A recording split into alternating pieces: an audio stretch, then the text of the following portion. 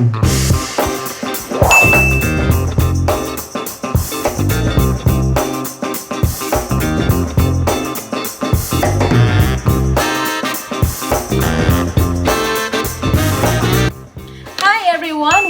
back to my channel, and if you are new to my channel, please do not forget to subscribe first, like, and share na rin po.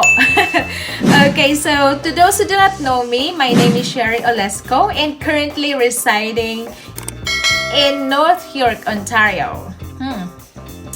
So, before I came here to Canada, I was a public school teacher at the Division of Pasig City. Hello, teachers and students out there! Share nyo yung vlog ko. Okay, so this is my second vlog, and as promised, I'm going to tell you my journey in applying a student permit inside Canada. Okay, inside Canada. And please do not forget that my application for being a student, an international student, is different from those who came from the Philippines and directly applied for a student visa. Magkaiba po kasi.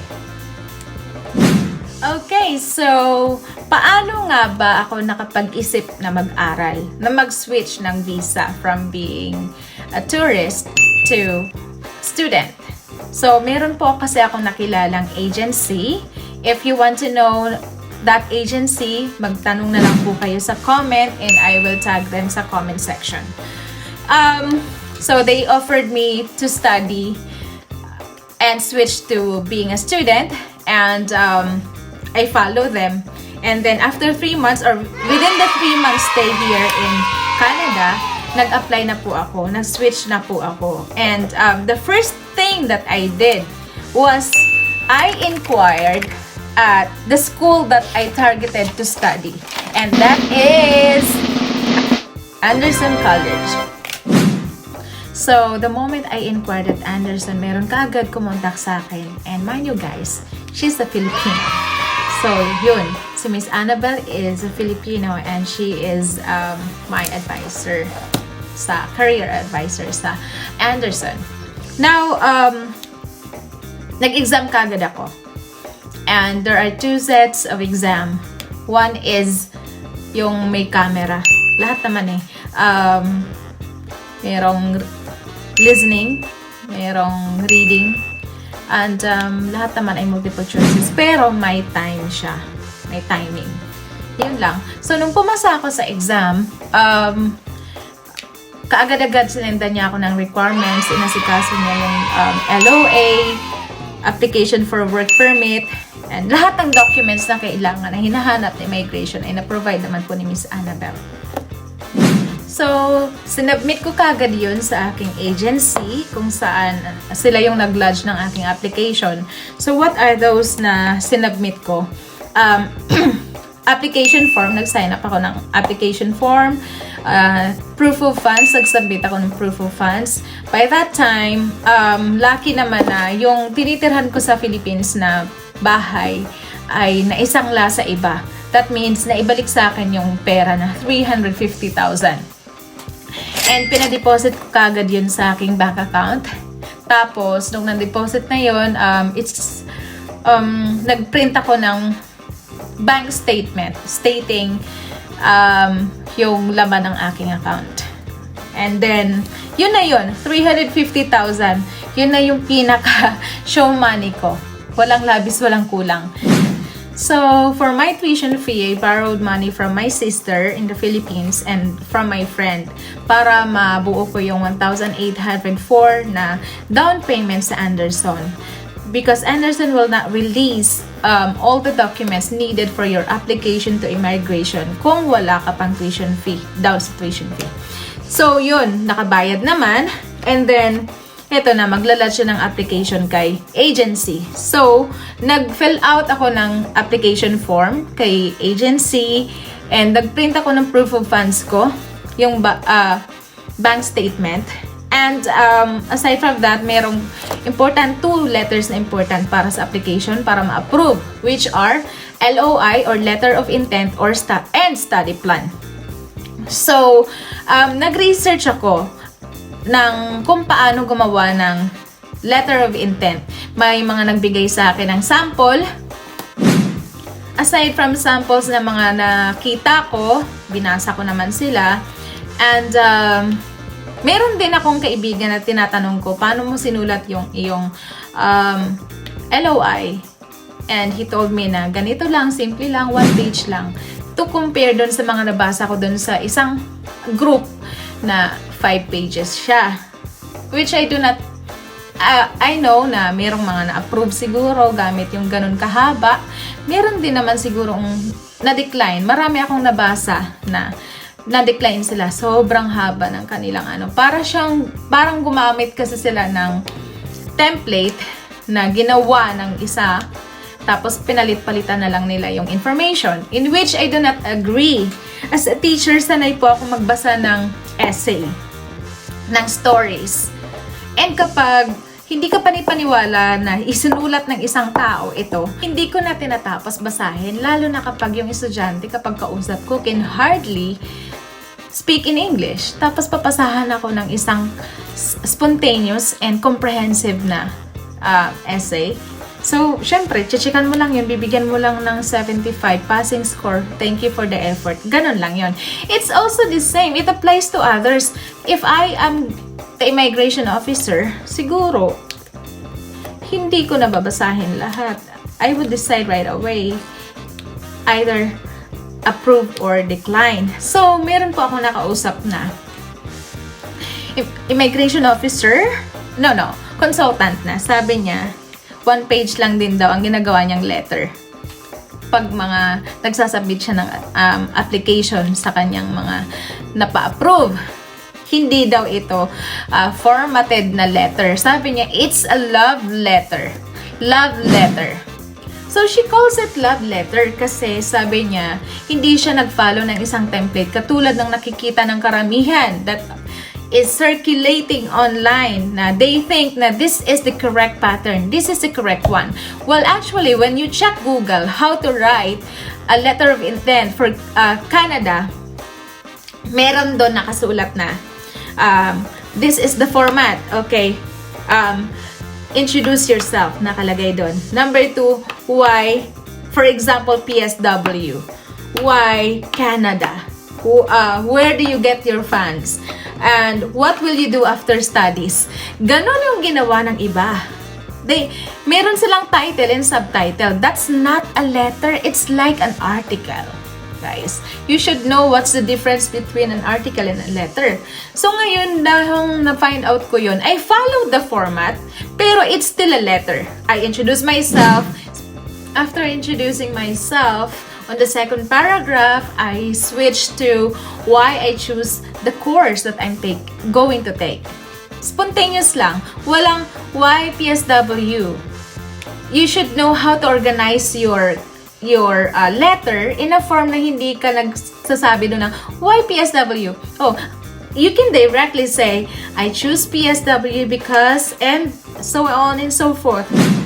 But you know what, guys? This is just from my own point of view. I may be wrong, I may be right. You may follow it, you may not follow it. As long as you're writing your letter from your heart, that's the most important thing. Okay? And pray. That's it. So, after 4 days of submission of my application through the agency, naka-receive na kaagad ang agency ko ng letter requesting for my medical. Tinanong din nila ako kung may biometrics na ako sa Philippines and I said yes. Being a visitor here, mayroon akong biometrics, so nag-direct na ako nag-proceed ako to having my medical. And dun sa medical naman, merong ibibigay si immigration na list of medical centers that you can go to. Mga affiliated medical centers nila yon. I paid $250, I guess, dun sa medical. But with regard to the application, how much did I pay my agency? Nagba-vary kasi yan per agency, guys. So, I cannot disclose that. But if you would like to know how much it is in the immigration website, I think it's $100. I'm not so sure, so please double check it sa website nila. So, after the submission of my medical, nag-antay po ako ng 2 months to be exact. Okay, 2 months para makareceive ng result of my application. And you know what guys, nagpray talaga ako. And that day, nag-birthday na ako, September 27. And 1 month nang bago mag-expire ang 6 months stay ko as a tourist here in Canada, kailangan magsubmit ako ng extension of my visa. Kasi wala pa ring result yung application ko for study permit. So, nag-submit ulit ako ng another extension, nag-re-apply ako for student visa to make sure lang na hindi mag-lapse yung aking stay. Luckily, before na September 28, during my birthday, I really wish na, Lord, sabi ko, regalo mo na sa akin yung study permit. That day, during my birthday, wala po talaga akong hiniling. Hindi rin ako nag-pray ng mahabang prayer. Basta pagbangon ko, isa lang ang nasa isip ko. Nilambing ko kaagad si Lord. Sabi ko, Lord, birthday ko po ngayon. Regalo mo na po sa akin yung study permit. Yun lang talaga yung sinabi ko. Oh my God, nanginginig yung boses ko kasi wala talaga sa puso yung prayer na yun. So, dumaan yung araw ng birthday ko na wala akong natanggap na email, guys. Pero the next day, around 10 a.m., tumawag na yung nag-text pala yung aking agency na meron nga raw email sa immigration and that is approvable. So, tuwang-tuwa ako sa galak, syempre, kasi it was an answered prayer and the best gift ever. So, that day, sinend ko kaagad yung aking passport for stamping to the address that is stated in the email. Ayun na, after 14 days of waiting, na balik na sa akin yung aking passport and nakalagay doon na student multiple.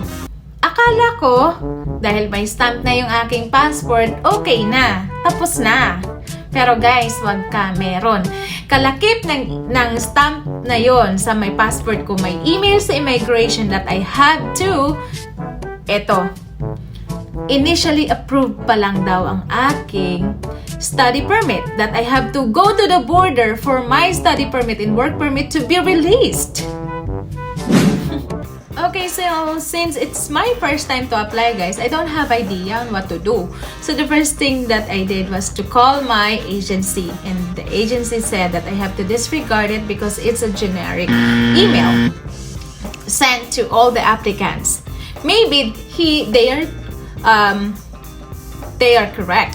Kasi kapag galing ka kasi ng Pilipinas, ang gagawin mo lang, pagdating dito, pipila ka lang ng immigration. Tama naman, generic message yun. Kasi pagdating doon sa immigration, pipila ka lang, release na yung iyong documents, study permit and work permit. Kasi pipila ka, tapos i-check nila yung mga requirements mo. Ang sabi kasi doon sa akin, I have to exit the border. Kasi nga inside Canada ako. So, they will still check all the documents that I have submitted during the application for me to be fully accepted or approved. So, heto na guys. Hanggang dun lang muna siguro yung aking second vlog. On the third vlog, antayin nyo kasi I'm going to tell you how you're going to exit the border when you applied for a student visa inside Canada. I'm going to process what did I do, paano ako nag-exit without the US visa nung ginawa ko.